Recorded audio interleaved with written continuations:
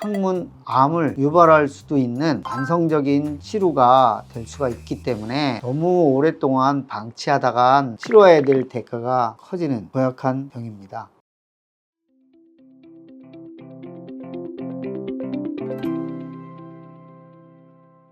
안녕하십니까. 서울 장현왕외과 대표원장 이호석입니다. 원장님, 치료는 왜 발생하며 반드시 수술을 해야 할까요? 치루라는 것은 항문 주변에 고름길이 생겨서 항문 안쪽과 항문 밖에 피부하고 연결되는 고름길을 치루라고 합니다. 그런데 대부분은 항문 주변에 항문샘이 있고 항문샘에 농양이 생겼다가 터져나오면서 고름이 배출된 길이 만성적으로 남아서 진물이라든지 고름이 빈발하게 되면 치루로 진단이 됩니다. 그리고 드물지만 크론병이라든지 항문 주변의 손상을 받다가 고름길이 형성되면 치루가 발생할 수 있습니다. 꼭 수술을 해야 할까요? 맞습니다. 이 치루길은 항생제라든지 보존적 치료로는 완치가 되기 어렵습니다. 그래서 꼭 수술하는 것이 맞습니다. 원장님, 그러면 치료가 방치가 되면 또 어떤 위험이 있을 수 있을까요? 제가 쉽게 말씀드리면 두더지가 땅굴 파듯이 염증 길이 옆으로 퍼져나가면서 복잡 치료로 발전할 수 있습니다. 그러면 보다 합병증이 심한 치루 절제 수술이 필요할 수도 있고, 또 하나는 오랜 동안 방치하다 보면 치루 길에서 악성 세포들이 돌연변이를 일으키면서 항문암을 유발할 수도 있는 만성적인 치루가 될 수가 있기 때문에 너무 오랫동안 방치하다간 치료해야 될 대가가 커지는 고약한 병입니다.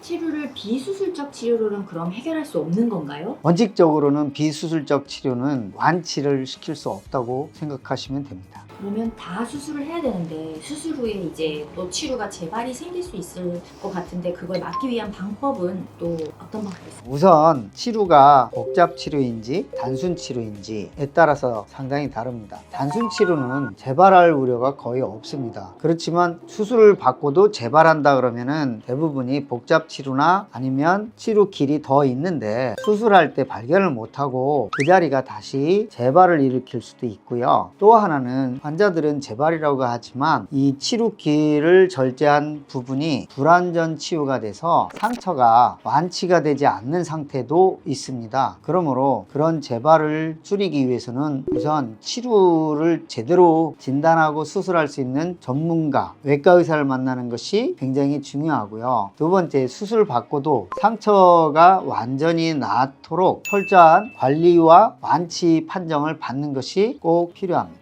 그러면 이제 사람들이 나 치료인 것 같아 하고 찾아오는데 증상이 없는 치료도 발생할 수 있을까요? 맞습니다. 통증만 느끼면서 치료길이 숨어 있는 경우도 드물지만 있습니다. 그렇지만 대부분의 치료는 항문 주변에 외공이라고 해서 진물이나 핏물, 뽀드락지 같이 올라옵니다. 증상이 없는데 환자분들이 어떻게 이걸 느끼고 병원을 와야 되고, 증상이 없다고 해도 뭔가가 있으니까 환자들이 치료라고 너무 아파요 하면서 올 것 같은데. 맞아요. 그게 바로 증상이죠. 증상이 뭐냐면요, 밖으로 보이지 않지만 어딘지 모르게 느껴집니다. 배변 시에 불편감을 느끼고 어떤 때는 항문 주변에 딱딱한 것이 만져진다고 합니다. 밖으로는 나타나지 않지만 그런 경우에 치료는 진단이 쉽지 않습니다. 그래서 진단상 치료가 의심된다 그러면 요즘에는 항문 초음파가 많이 활용이 될 수 있어서 그렇게 숨어있는 치료를 진단하는 데 도움을 크게 주고 있습니다. 이 영상을 보시는 분들께 꼭 부탁드립니다.